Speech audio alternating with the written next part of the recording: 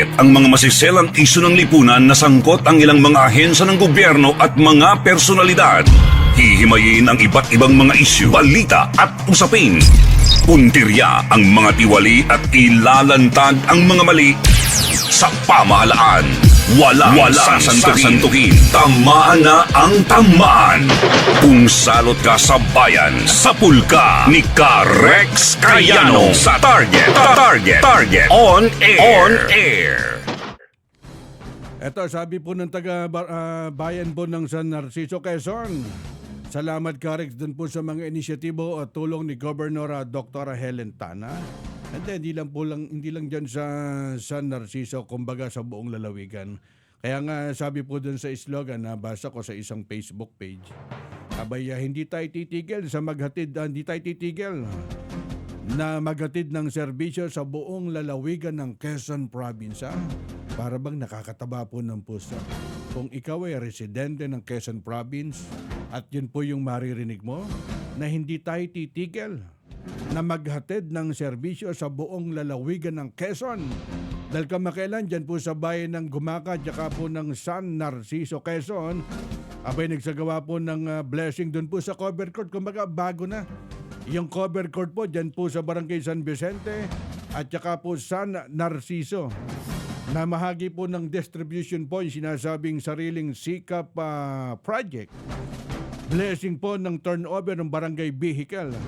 Dyan po sa Quezon Provincial Hospital. Kumbaga talagang halos lahat ipinagkakaloob ni Governor Dr. Helen Tana. Alam niyo, minsan sinisikap ko pong sundan yung kanyang Facebook page.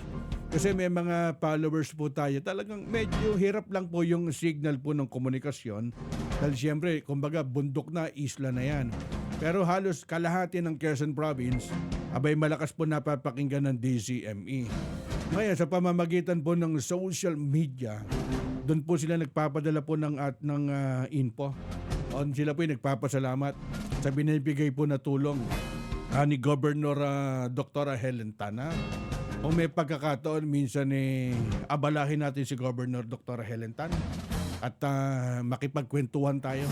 At siya kausapin natin regarding po dun sa ginagawa nilang tulong at dyan sa kanyang kababayan, dyan sa Quezon Province. Ang ating text line, 0927-861-1921. Ang DCME, nasa 18th floor ng Citra Building, Ortigas Center. Dyan po sa San Miguel Avenue. Ang amin naman pong isang headquarters na andyan po sa Barangay Dolores. Dyan po sa Hatapia Building, Dolores Taytay Rizal. Sige, at bawasan po na natin yung mga ilang comment. Tama kayo, Ka-Rex, isang malaking check. Kasama po yung anak ko na bigyan po ng financial at educational assistance sa ilalim po ng tanggapan ni Governor Dr. Helen Tan dito po sa bayan po ng Chaong, Quezon. Magbabalik po kami.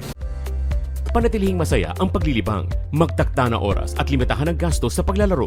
Huwag magsugal kung nalulungkot. Huwag hayaang makasira ng buhay at pamilya. Para sa impormasyon ukol sa responsible gaming, tumawag lamang sa hotline number 02-8404-0171 o bisitahin ang www.casinofilipino.ph. Isang mensahe mula sa PAGCOR. Gambling is for 21 years old and above only. Keep it fun. Game responsibly.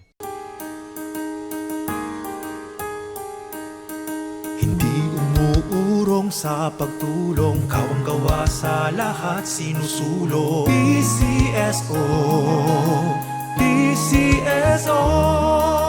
Hindi umuurong sa pagtulong ang PCSO.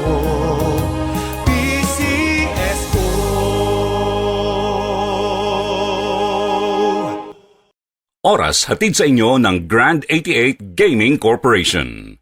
Ang oras ay hatid sa inyo ng New Antipolo Coliseum at Angono Cockpit Arena. Sumainyo ang isa na namang makabuluhang edisyon ng Target On Air. Kasama si Ka-Rex Cayano. Abangan muli bukas alas 3 hanggang alas 4 ng hapon. Kung salot ka sa bayan, ikaw ang isusunod ni Ka-Rex Cayano na Target On Air. nangunguna sa balita, impormasyon, musika, komentaryo at serbisyo publiko. Ito ang DZME 1530. Una sa kanan, ang himpilang may paninindigan.